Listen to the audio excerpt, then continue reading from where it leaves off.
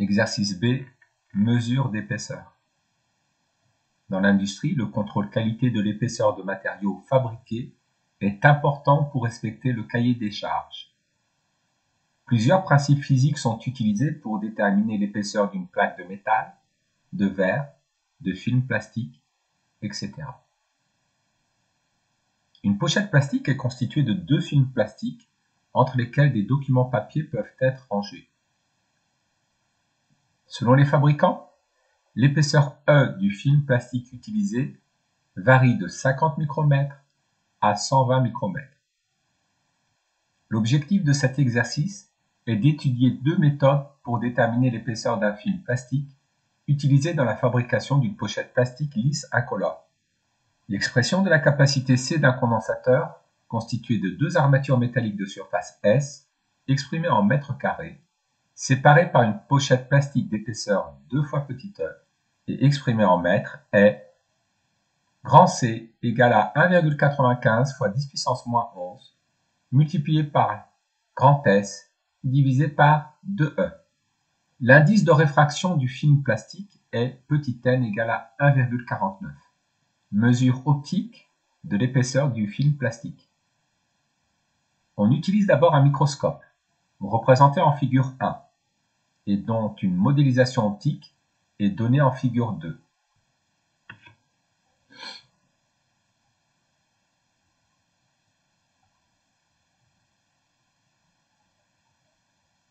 Sur la figure 2, construire l'image intermédiaire A1-B1 de l'objet AB à travers l'objectif, puis l'image définitive A2-B2 de A1-B1 à travers l'oculaire. Voici l'objet AB. Les rayons lumineux passant par B et l'objectif vont se croiser après l'objectif en l'image B1 de B à travers l'objectif. Il y a trois rayons caractéristiques à savoir tracer. Le rayon parallèle à l'axe optique et passant par B émerge de la lentille en passant par le foyer principal image F'1. Il faut indiquer le sens de déplacement des rayons en mettant des flèches sur les rayons. Donc ici, la lumière se déplace de la gauche vers la droite. Le deuxième rayon caractéristique est celui passant par B par le centre optique O1 de l'objectif. Ce rayon émerge de la lentille sans être dévié. Les deux rayons lumineux se croisent en un point, qui est l'image B1 du point B par rapport à l'objectif. Pour vérifier que notre construction est correcte, nous allons tracer le troisième rayon caractéristique, celui passant par B et par le foyer objet principal F1 de l'objectif. Il émerge en étant parallèle à l'axe optique. Les trois rayons convergent bien en un même point, qui est l'image B1 de B à travers l'objectif. L'objet AB étant perpendiculaire à l'axe optique, l'image A1-B1 sera également perpendiculaire à l'axe optique. Le point objet A étant sur l'axe optique, le point image A1 de A à travers l'objectif sera sur l'axe optique. Représentons l'image A1-B1. Traçons maintenant l'image A2-B2 de A1-B1 à travers l'oculaire. Là encore, les rayons issus de B1 et passant par l'oculaire vont se croiser en l'image B2 de B1 à travers l'oculaire, après l'oculaire. Le rayon parallèle à l'axe optique et passant par B1 émerge de la lentille en passant par le foyer principal image F'2 de l'oculaire.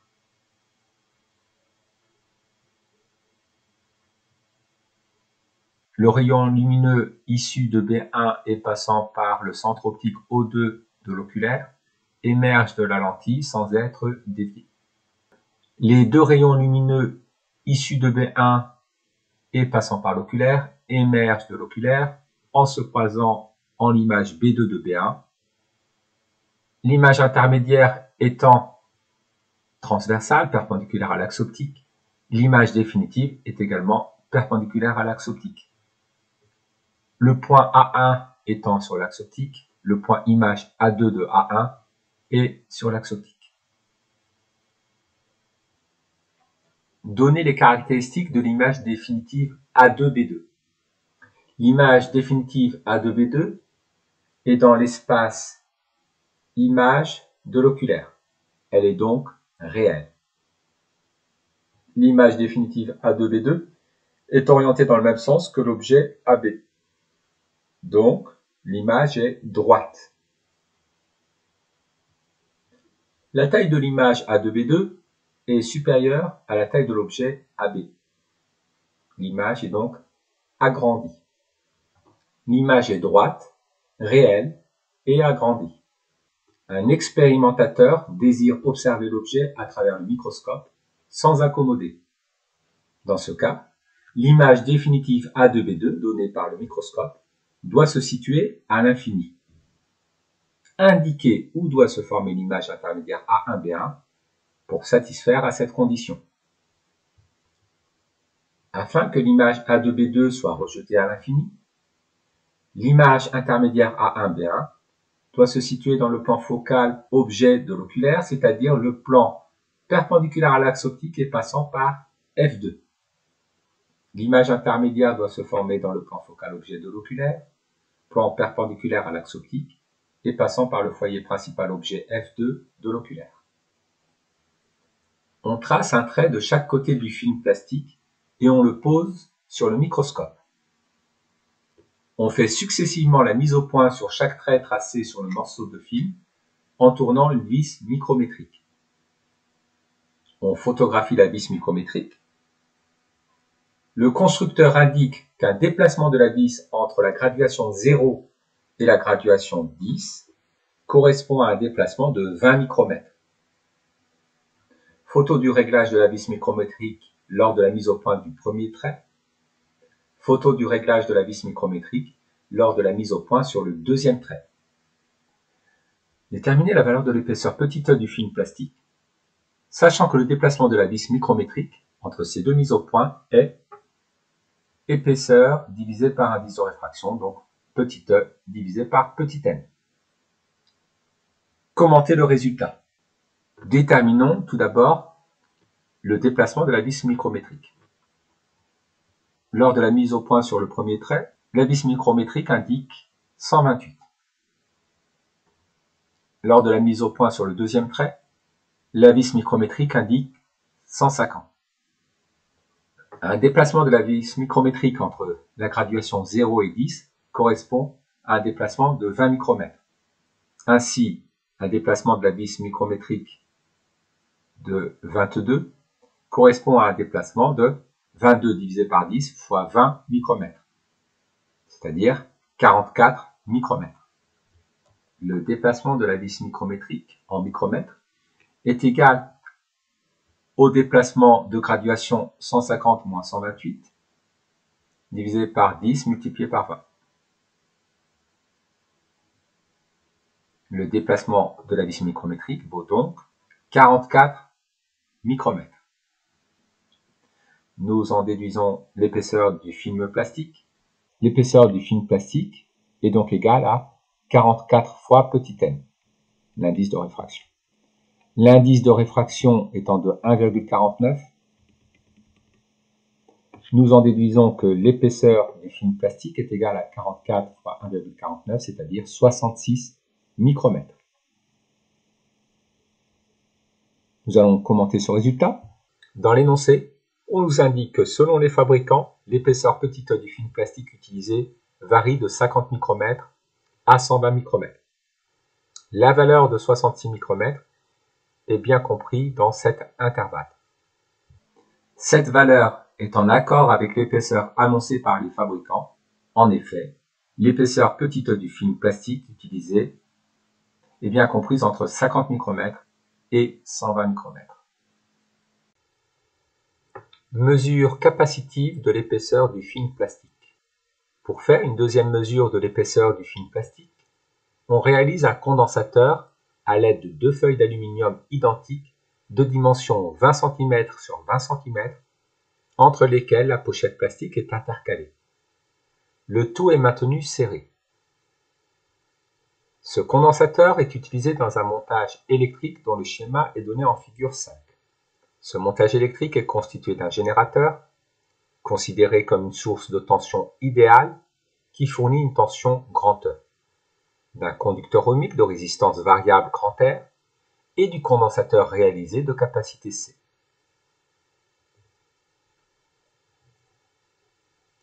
Un système d'acquisition, non représenté sur la figure 5, permet d'enregistrer l'évolution de la tension UC aux bornes du condensateur au cours du temps. À la date t est égale à 0 secondes, on ferme l'interrupteur. Le condensateur est initialement déchargé. La tension UC est exprimée en volts, le temps en secondes. La courbe expérimentale qui représente l'évolution de la tension UC au cours du temps a été réalisée avec une résistance égale à 1 × 10 puissance 4 ohms. Établir l'équation différentielle vérifiée par la tension aux bornes du condensateur pour T positif. Sur le schéma, la flèche indique le sens du courant. Nous allons donc noter petit i, l'intensité du courant représentée par la flèche. Représentons maintenant les flèches tension aux bornes des différents dipôles. Aux bornes du générateur, nous allons utiliser la convention générateur. La tension grand E aux bornes du générateur est représentée par une flèche tension orientée dans le même sens que le courant. Pour les récepteurs, nous allons utiliser la convention récepteur. La tension aux bornes du conducteur ohmique va donc être représentée dans le sens opposé au sens du courant. Et la tension aux bornes du condensateur est effectivement opposée au sens du courant. Nous allons maintenant choisir un sens de parcours du circuit. Choisissons-le dans le même sens que celui du courant. Appliquons la loi des mailles au circuit. La somme des tensions algébriques le long de la maille est égale à 0. À chaque fois que nous allons rencontrer une flèche tension dans le sens de parcours, nous allons affecter un signe positif à la tension correspondante. Et lorsque nous rencontrerons une flèche tension dans le sens opposé au sens de parcours, nous affecterons un signe négatif à la tension correspondante. Partons de la borne négative du générateur. Nous avons plus E, moins UR, moins UC, égale à 0.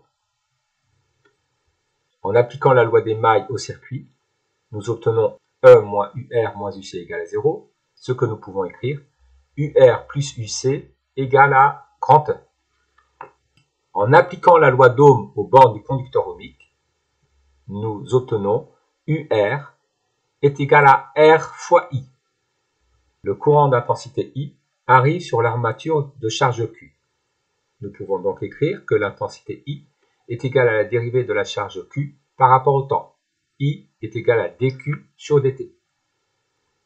Dans cette configuration, la relation entre la charge de l'armature où arrive le courant et la tension UC est charge Q est égale à C multiplié par UC. L'intensité du courant est donc égale à la dérivée de Q par rapport au temps et la charge Q est égale à la capacité C du condensateur multiplié par la tension aux bornes du condensateur UC. Q est égal à C fois UC. Or, d'après la loi d'Ohm, UR est égal à R fois I. De plus, I est égal à la dérivée de la charge par rapport au temps. I est égal à dQ sur dt.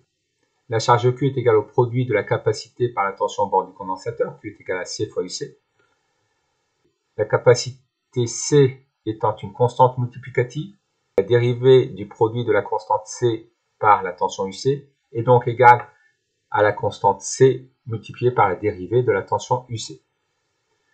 Donc UR qui est égal à R fois I peut s'écrire R fois C fois DUC sur dt. Remplaçons UR par RC multiplié par la dérivée de la tension au bord du condensateur par rapport au temps dans l'expression de la loi d'Émaille. La loi d'Émaille UR plus UC est égal à grand E s'écrit alors R fois C fois la dérivée de UC par rapport au temps plus UC est égal à grand E. Nous avons obtenu une équation faisant intervenir la fonction UC et l'une de ses dérivées. Cette équation est l'équation différentielle régissant l'évolution de la tension au bord du condensateur au cours du temps. En divisant par RC chacun des membres, l'équation différentielle peut s'écrire dérivée de la tension au bord du condensateur par rapport au temps plus tension au bord du condensateur divisé par RC est égal à grand E divisé par RC. La solution générale de l'équation différentielle est UC est égal à A multiplié par exponentielle moins T sur taux plus grand B.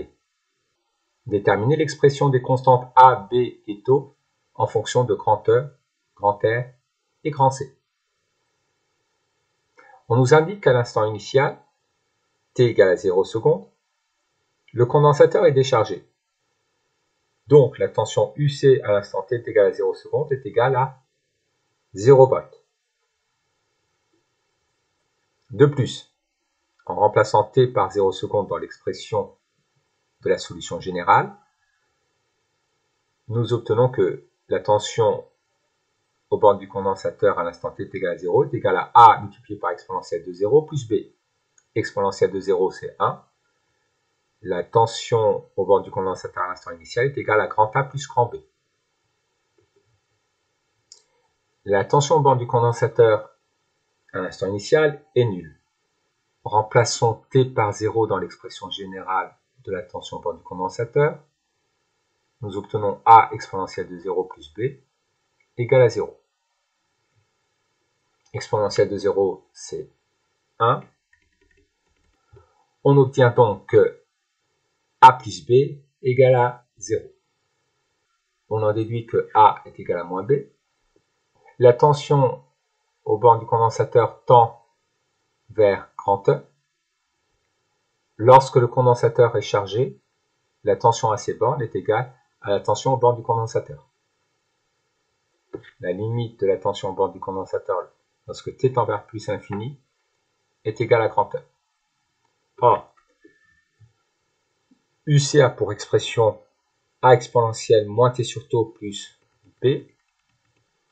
Lorsqu'on fait tendre T vers plus l'infini, moins T sur taux tend vers moins l'infini.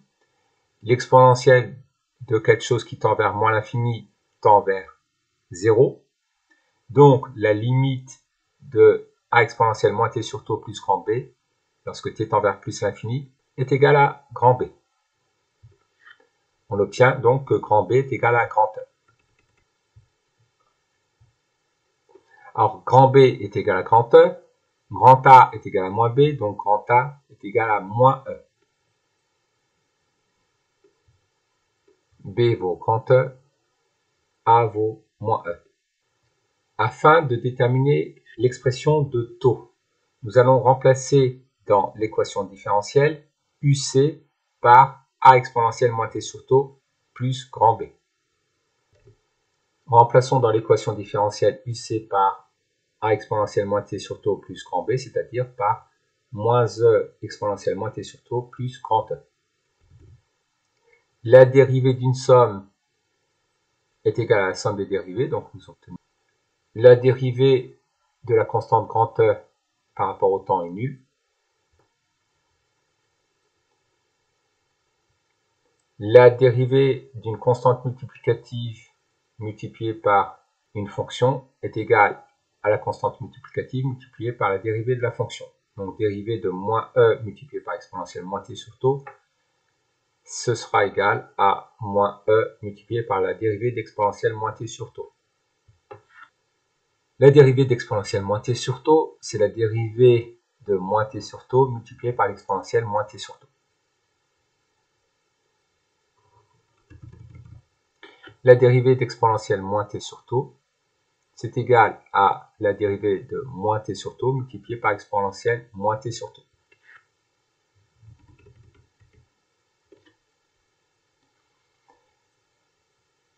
moins 1 sur tau étant une constante multiplicative, la dérivée de moins t sur tau est égale à moins 1 sur tau. Et moins 1 sur tau multiplié par moins e, cela nous donne e sur tau. La fraction d'une somme est égale à la somme des fractions. Donc nous pouvons écrire le terme e sur rc intervient dans les deux membres de l'égalité. Donc nous pouvons simplifier de part et d'autre par e sur rc. Factorisons le membre de gauche par e multiplié par exponentielle moins t sur tau, nous obtenons e multiplié par exponentielle moins t sur tau multiplié par 1 sur tau moins 1 sur rc égale à 0. Cette expression est valable à tout instant. Pour que le membre de gauche soit nul, il faut que 1 sur tau moins 1 sur rc soit égal à 0. Donc que 1 sur tau soit égal à 1 sur rc. Et ainsi que tau soit égal à R fois C. La constante de temps tau du circuit est égale à R fois C.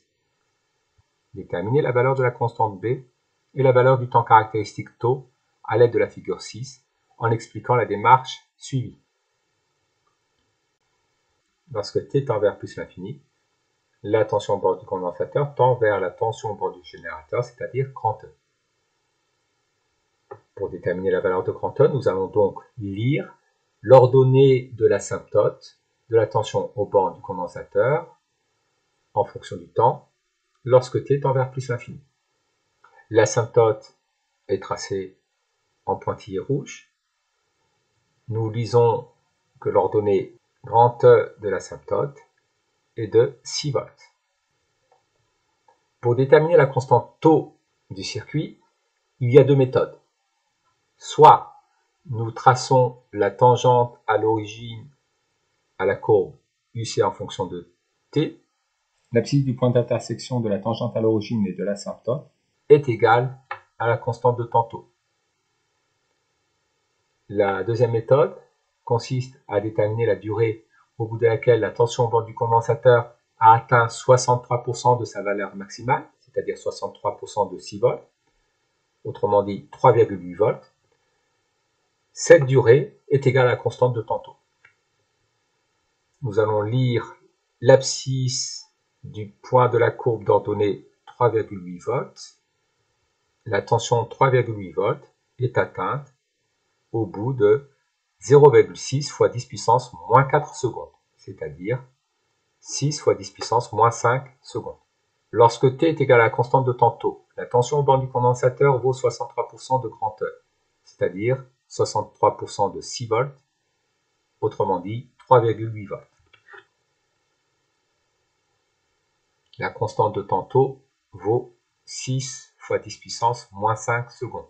L'autre méthode consiste à tracer la tangente à l'origine à la courbe et de lire l'abscisse du point d'intersection de cette tangente avec l'asymptote.